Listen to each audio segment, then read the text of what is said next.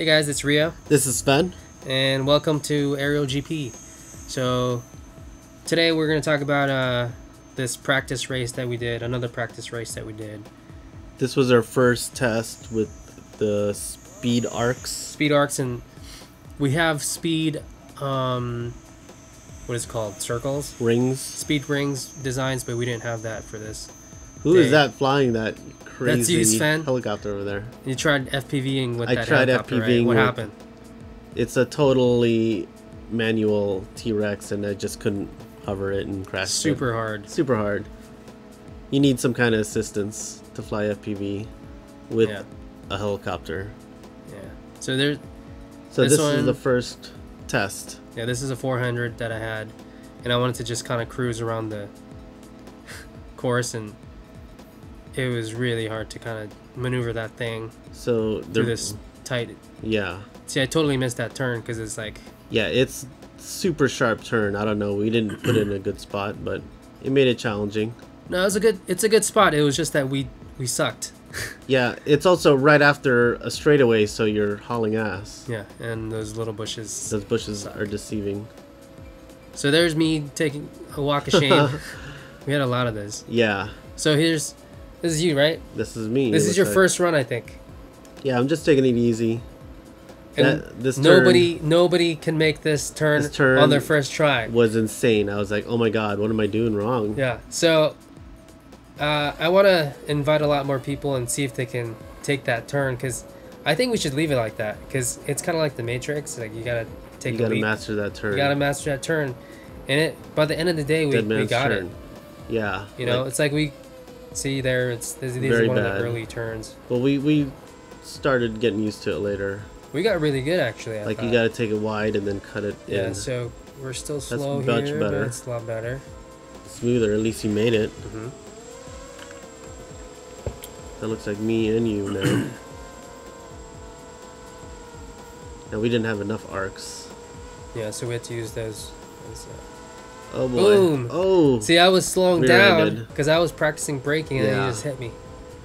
And so, whoa, someone is way off. That's probably me. Missed, Yep, there's you in front. Passing you. No, this is me. Oh, this is you. This is the GoPro 3. This is. Oh, missed that's it. you. This is you missed now. It. Now I'm catching up. Yeah. Whoa. Ooh. Well, let's talk about like how different it is to fly through these arcs as opposed to free flying. If you just ignore that the arcs are there and you look where we're flying, it's not really anything crazy, you know. Yeah. Like under this tree, that's probably the craziest, but the reason those arcs are there, it just makes everything harder. It actually gives us a path to fly through. Oh. Boom. And they're covered in pool noodles, so they're soft. Well, the thing that I like about flying through these arcs is because it kind of forces you to maintain a certain altitude and a certain racing line. Because the thing is, like, when you're freestyle flying, and you're trying to follow each other. First of all, it's almost nearly impossible to follow each other, where they're gonna go, because you don't know where they're gonna go. You don't know where you're gonna go, and so you just start after like 10 seconds, you lose each other. And the whole time you're talking to each other, and you're like, "Where are you? Where are you?" Exactly. And you're turning around. Like, I can't see you, and you're right under you. Like, come follow me. It's like, and 5 seconds later, you're gone. So this is actually a way that you can actually follow each other. You can lap each other. Yeah. And since you're flying on the same path, you'll see each other. Yes. At some point. Exactly. And you can actually fly together for quite some time. Like, you know. You'd be surprised how much this helps. It helps so much, and the thing is, like, flying with other people. It's so much fun. It's so much fun. But it's only fun if you guys are experiencing it together. Exactly. If one guy is down or trying to catch up to you, or it's just not as fun. Well, flying it by yourself is still fun too. It's still fun, but because the thing is, you have to pick your racing line. You have to do your apexes, like we talked about. What else? What else do we have to do? Like this turn, that's kind of like what would you call that? Like an S turn. Yeah. It's kind of like motorcycle racing where you have to pick your line. It is a lot like it because you kind of have to start banking early, you know? And it's more like motorcycles because you're banking, not like a car. Yeah. I mean, you can skid it out as well. That's true. You can fly both ways. You can bank in turn, or you can like drift it into the turn and fly sideways. I don't know if I've ever tried drifting a quad through a circle. We gotta try that. I did once. I don't know if it's in here. Just use all rudder. I flew it sideways into the turn. I drifted into it so I was kind of like looking through way early into the turn. Yep. And it was this turn. This one. See, I guess you kind of give it a drift before you get into that turn, so. But I think the banking is faster. Oh, it's definitely faster. Because you're getting that power thrust. Yeah.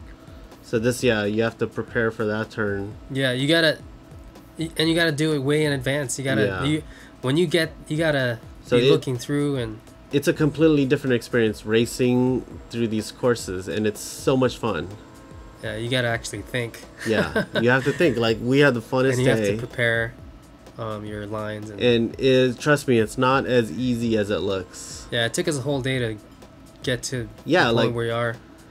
That was one of our more successful races. See, every time like one of us goes down and then one of us is left flying. The thing is, like, I'm looking at you, and so I lose my racing line, and then I get off course. Usually, if one crashes, the other one crashes. Yeah, because we're watching it. Yeah, and you go basically where your eyes go, right? Yeah, that's what we learned in motorcycle. You turn your head into the corner. Yeah, whatever you're looking at, you're gonna go there. Yep. So. Oh boy. So you gotta be looking at. That's a good turn right there. That was a good turn, yeah. See, so by the end of the day, we started getting it. Yeah. Really good. That turn wasn't a problem anymore. You know, we're going really pretty fast through those turns. Yep.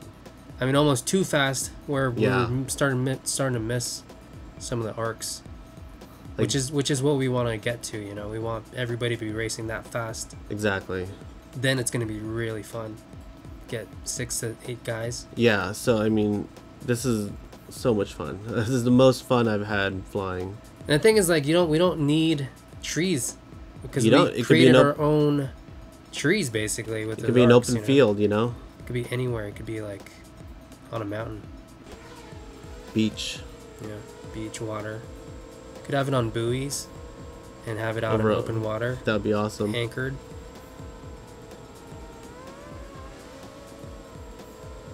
So here's a couple more shots as the sun's going down. It was really pretty. Oh.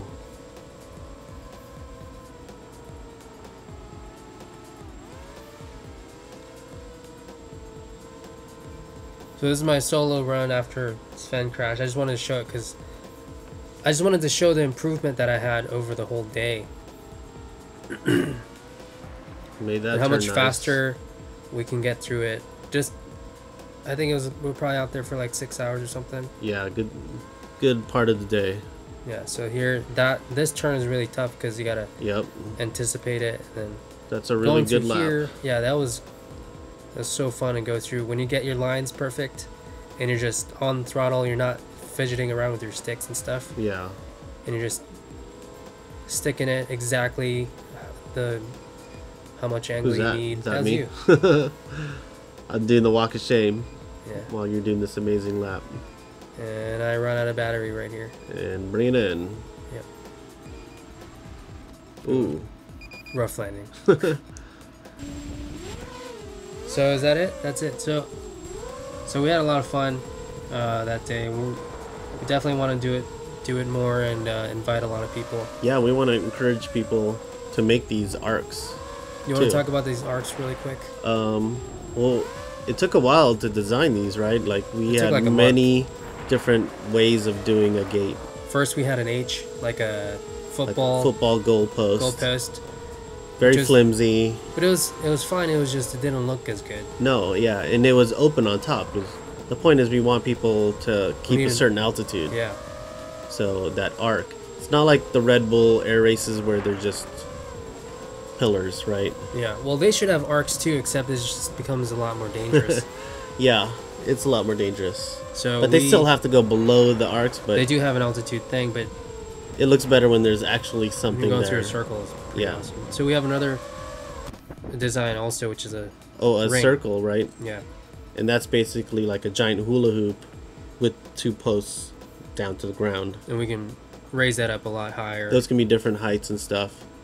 And then if we want to get really high, we can start doing helium balloons and holding up rings, tethered down to the ground. We could go, you know, crazy if we want to. Hot air balloons. I mean, how much budget do you have, right? Let's do it. But right now, this is budget conscious.